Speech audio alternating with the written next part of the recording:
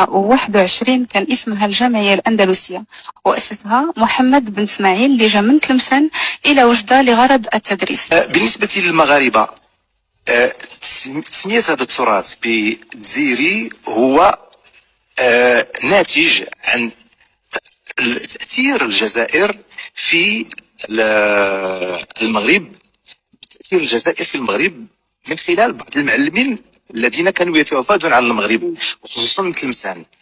والموسيقى الأندلسية الجزائرية الدريرية العراقي.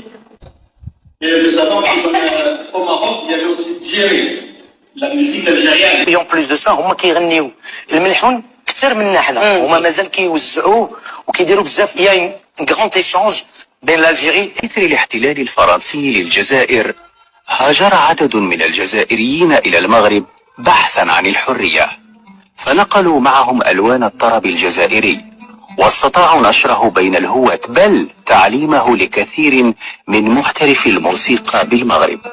لم يمضي من الوقت غير اليسير حتى ظهر من بين المغاربة من أصبح يجيد الطرب الغرناطي إنشادا وعزفا. بعض المشايخ كانوا يأتون من تلمسان إلى مدينة وجدة لإحياء السهرات.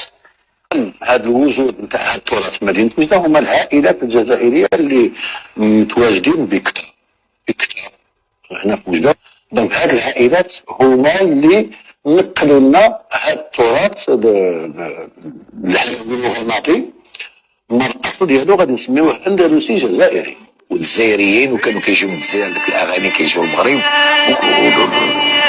بحال بربيحه الشيباني ولا بحال على الليلي كانش الشعبي ما كان مولوعه بالراي الجزائري. يعني كنت واخا مغربي وجدة نعترف بلي الراي من الجزائر، والراي كيتغنى باللهجه الجزائريه.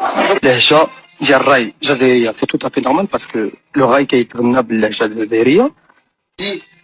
Tu fais du rail algérien, un truc, c'est... Oui. Mais on n'a jamais dit que c'était pas du rail algérien. J'ai jamais dit.